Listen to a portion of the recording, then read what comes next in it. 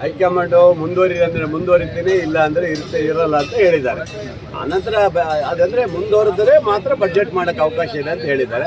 ಅದು ಯಾವ ಇದರಲ್ಲಿ ಹೇಳಿದ್ರು ನನಗೆ ಅರ್ಥ ಆಗಿಲ್ಲ. ಅದು ಅವ್ರನ್ನೇ ನೀವು ಕೇಳಬೇಕಾಗುತ್ತೆ. ಬಹುಶಃ ಅವರು ಬಡ್ಜೆಟ್ ಮಾಡೋ ಖುಷಿಯಲ್ಲಿ ಇವತ್ತು 17ನೇ ಬಡ್ಜೆಟನ್ನು ರಾಜ್ಯದ ಜನರಿಗೆ ಮಂಡಿಸಿದ್ದಾರೆ.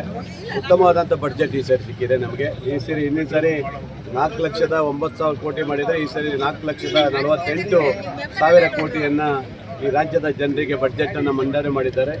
ಆರೋಗ್ಯ ಮತ್ತು ಶಿಕ್ಷಣ ಮತ್ತು ಹಾಸ್ಟೆಲ್ಗಳಿಗೆ ಮತ್ತು ಪ್ರತಿಯೊಂದು ಇದಕ್ಕೂ ಸಹ ಇವತ್ತು ಎಲ್ಲದಕ್ಕೂ ಸಹ ಮನ್ನಣೆ ಕೊಟ್ಟಿದ್ದಾರೆ. ನಿಜವಾಗ್ಲೂ ಖುಷಿಯಾಗುತ್ತೆ. ಹಾಗಾಗಿ ಪ್ರತಿಯೊಂದಕ್ಕೂ ಆದ್ಯತೆ ಕೊಟ್ಟಿರುವಂಥ ಉತ್ತಮವಾದಂಥ ಒಂದು ಬಡ್ಜೆಟ್ ಅಂತ ನನಗೆ ಅನ್ನಿಸ್ತದೆ ಇವತ್ತು. ಹಾಗಾಗಿ ವಿರೋಧ ಪಕ್ಷದವರು ಸಾಲ ಮಾಡಿದ್ದಾರೆ, ಸಾಲ ಮಾಡ್ತಾರೆ. ಎಲ್ಲರೂ ಸಾಲ ಮಾಡಿದ್ದಾರೆ. ಮೋದಿಜಿಯವರೇನು ಸಾಲ ಮಾಡಿಲ್ವಾ? ಮೋದಿಜಿಯವ್ರ ಸಾಲ ಎಷ್ಟಿದೆ ಅಂತ ಕೇಳಿ ನೋಡಿ.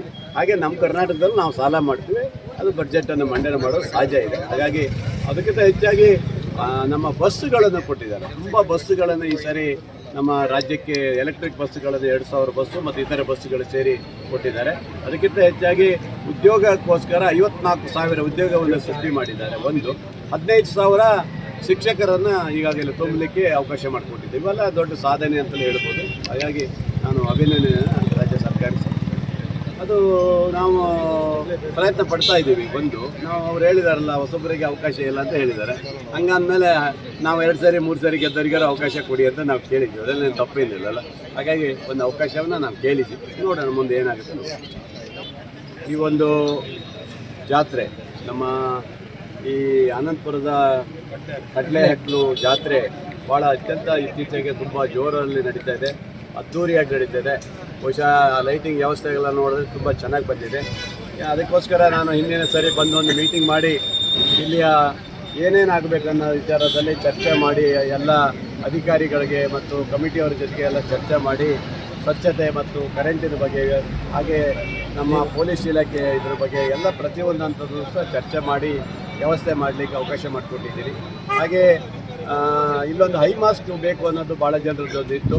ಆದ್ದರಿಂದ ಹಬ್ಬದೊಳಗೆ ಮಾಡಬೇಕಂತ ಅಧಿಕಾರಿಗಳಿಗೆ ಸೂಚನೆ ಕೊಟ್ಟೆ. ನಮ್ಮ ರಮೇಶ್ ಅವರು 5 ದಿವಸದಲ್ಲೇ ಇದನ್ನು ರೆಡಿ ಮಾಡಿ ಇವತ್ತು ಇಲ್ಲಿ ಹಾಕಿಕೊಟ್ಟಿದ್ದಾರೆ. ನಿಜವಾಗ್ಲೂ ಅವ್ರಿಗೆ ಅಭಿನಂದಿಸಬೇಕು. ಭಾಳ ಜನರಿಗೆ ಈ ಭಾಗದ ಈ ಸರ್ಕಲ್ಗೆ ಒಂದು ಹೊಸ ಕಳೆ ಬಂದಿದೆ. ನಿಜವಾಗ್ಲೂ ಖುಷಿಯಾಗುತ್ತೆ.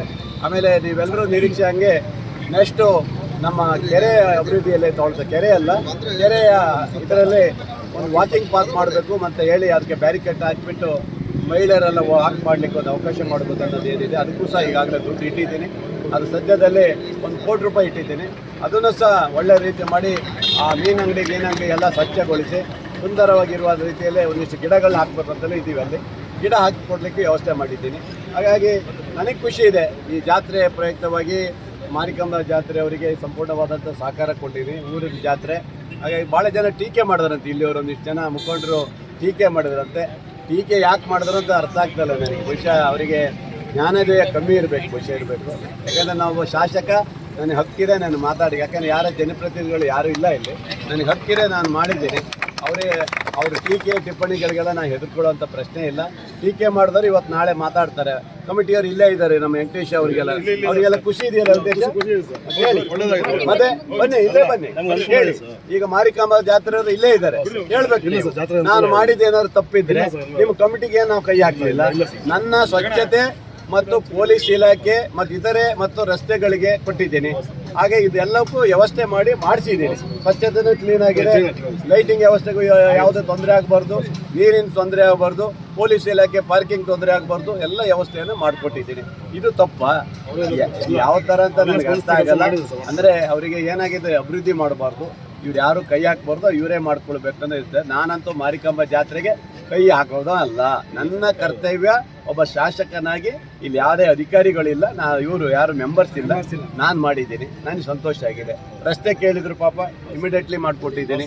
ಅಥವಾ ಈಗ 5 ಮಾಸ್ಕ್ ಲೈಟ್ ಬೇಕು ಅಂದರು ಇಮಿಡಿಯೇಟ್ಲಿ ಮಾಡಿಕೊಟ್ಟಿದ್ದೀನಿ. ಇದರಲ್ಲಿ ತಪ್ಪೇನಿದೆ? ಬರೀ ತಪ್ಪು ಹುಡ್ಕೋದನ್ನೇ ಬಿಡ್ರಿ, ಒಳ್ಳೆ ರೀತಿಯ ಕೆಲಸ ಮಾಡಬೇಕು. ಏನಂದರೆ ಕೆಲವರಿಗೆ ಏನಂದರೆ ಅವರಿಗೆ ಅದೇ ಉದ್ಯೋಗ, ಅವರು ಇದೇನೋ ಇಲ್ಲ ಅನ್ನೋ ತೋರಿಸ್ಕೊಳ್ಳೋಕೆ ಮಾತಾಡ್ತಾರೆ ಏನೋ ಗೊತ್ತಿಲ್ಲ. ಈ ಥರ ಕೆಟ್ಟ ಭಾವನೆಯನ್ನು ಅವ್ರು ಬಿಡಬೇಕು. ನನಗೇನಿಲ್ಲೇನು ಕಿರೀಟ ಬರಲ್ಲ. ನನಗೆ ನನ್ನ ಕ್ಷೇತ್ರದಲ್ಲಿ ಒಂದು ಜಾತ್ರೆ ನಡೀತದೆ ಅನ್ನೋದೇ ನನಗೆ ಖುಷಿ ಆಗೋದಲ್ವಾ. ಹಾಗಾಗಿ ಇದು ಒಂದೇ ಅಲ್ಲ, ಈ ಸರ್ಕಲಿಂದ ಹಿಡಿದು ನಮ್ಮ ಎಡಹಳ್ಳಿ ಸರ್ಕಲ್ಲು ಅದನ್ನು ಸಹ ಅಗಲೀಕರಣ ಮಾಡಿ ಅಲ್ಲೂ ಹೈ ಮಾಸ್ಕ್ ಹಾಕ್ಬಿಟ್ಟು ಡಬಲ್ ರೋಡ್ ಅದನ್ನು ಕ್ರಾಸಲ್ಲಿ ಅಗಲ ಮಾಡ್ತಾ ಇದ್ದೀವಿ. ನಮ್ಮ ಇವ್ರದ್ದು ಹೋಟೆಲ್ ಇದೆಯಲ್ಲ ಅಲ್ಲಿಂದ ಸುತ್ತ ರೌಂಡ್ ಮಾಡಿ ಆ ಒಂದು ಇದಿದೆ ಅಲ್ಲಿ ಸರ್ಕಲ್ ಇದೆ ಅವ್ರದ್ದೊಂದು, ಅದನ್ನು ತೆಗಿತೀವಿ. ತೆಗೆದು ಹೊಸದು ಮಾಡಿಕೊಡ್ತಾ ಇದ್ದೀವಿ. ಹೊಸದು ಮಾಡಿ ಹೈ ಮಾಸ್ಕ್ ಲೈಟ್ ಹಾಕ್ಕೊಡ್ತಾ ಇದ್ದೀವಿ. ಹಾಗೆ ಮೊನ್ನೆ ನಿಮ್ಮ ರಂಜಿಗಾಪುರಕ್ಕೂ ಒಂದು ಹೈ ಮಾಸ್ಕ್ ಲೈಟ್ ಕೊಟ್ಟಿದ್ದೀನಿ. ಅವ್ರಿಗೆ ಮೊನ್ನೆ ಕೇಳಿದ್ರು ಬೇಕು ಅಂತ, ತಕ್ಷಣ ಅವ್ರಿಗೆ ಮಾಡಿಕೊಟ್ಟಿದ್ದೀನಿ. ತೇರು ಆಗೋಕ್ಕಿಂತ ಮುಂಚೆ ಬೇಕು ಅಂದರು, ಅವರಿಗೂ ನಾವು ಮಾಡಿಕೊಟ್ಟೆ. ಹಂಗೆ ನಮ್ಮ ಕೆಲಸ ಏನಂದ್ರೆ ಜನಪರವಾದಂಥ ಕೆಲಸ. ಭಾಳ ವರ್ಷದಿಂದ ನೆನೆಗುದ್ದಿರುವಂಥ ಒಂದು ರಸ್ತೆ ಈಗ ಮಾಡೋಕ್ಕೆ ಶುರು ಮಾಡ್ತೀನಿ. ಈಗ ಯಾವುದೋ ಹೆದ್ದಾರಿ ರಸ್ತೆ, ಅದು ಸಹ ಈಗ ಶುರು ಮಾಡ್ತೇನೆ. ಇನ್ನೊಂದು ಜಾತ್ರೆ ಕಳೀಲಿ ಅಂತ ಕೂತಿದ್ದೀನಿ. ಜಾತ್ರೆ ಆದ ತಕ್ಷಣನೇ ಹೆದ್ದಾರಿ ರಸ್ತೆ ಶುರು ಮಾಡ್ತೀನಿ ಅದಕ್ಕೂ. ಹಾಗಾಗಿ ಅದನ್ನು ರೆಡಿ ಮಾಡ್ತಾ ಇದ್ದೀನಿ ಈಗ. ಹಾಗಾಗಿ ಎಲ್ಲ ಯಾರ ರಸ್ತೆ ಕೇಳಿದ್ದಾರೆ, ಯಾರ್ಯಾರು ಇವತ್ತೊಂದು ಕೇಳಿದಾರೋ ಅಷ್ಟಕ್ಕೂ ಕೊಟ್ಟಿದ್ದೇನೆ. ಹಾಗಾಗಿ ಅಭಿವೃದ್ಧಿಯಲ್ಲಿ ಹಿನ್ನಡೆ ಅನ್ನೋದು ಪ್ರಶ್ನೆನೇ ಇಲ್ಲ. ಜನಪರವಾಗಿ ಕೆಲಸ ಮಾಡಿದ್ದೀನಿ. ಇದು ಈ ಸಾಗರ ಜಾತ್ರೆನೂ ಟೀಕೆ ಮಾಡಿದ್ರು, ಇವರೆಲ್ಲ ಸೇರಿದ್ರು. ಸಾಗರ ಜಾತ್ರೆ ಗೋಪಾಲಕೃಷ್ಣ ಬೇಳೂರು ಕೈ ಹಾಕಿಲ್ಲ ಅಂದರೆ ಏನಾಗ್ಬೋದು? ಅಷ್ಟು ಲಕ್ಷ ಜನ ಬಂದಿದ್ದಾರೆ, 20 ಲಕ್ಷ ಜನ ಬಂದಿದ್ದಾರೆ. ಏನಾಗ್ಬೋದು ಅಂತ ನೀವು ನಿರೀಕ್ಷೆ ಇಟ್ಕೊಳ್ಳಿ ಅಲ್ವಾ? ಹಾಗಾಗಿ ನನ್ನ ಕರ್ತವ್ಯ ನಾನು ಮಾಡಿದ್ದೀನಿ. ನಾನು ಯಾವುದೇ ನನಗೆ ಖುಷಿ ಇದೆ. ತಾಯಿ ಆಶೀರ್ವಾದ ಮಾಡಿದ್ದಾಳೆ. ಒಂದು ಸಣ್ಣ ಕಿರುಕಾಗಲಿಲ್ಲ, ಸಣ್ಣ ವ್ಯತ್ಯಾಸ ಆಗಲಿಲ್ಲ ಅಂತ 20,000 ಜನರನ್ನು ಸಹ 20 ಲಕ್ಷ ಜನರಿಗೂ ಸಹ ಅಲ್ಲಿ ಬಂದವರಿಗೆ ಅಲ್ಲಿ ಎಲ್ಲ ರೀತಿ ವ್ಯವಸ್ಥೆ ಮಾಡಿಕೊಟ್ಟಿದ್ದೀನಿ.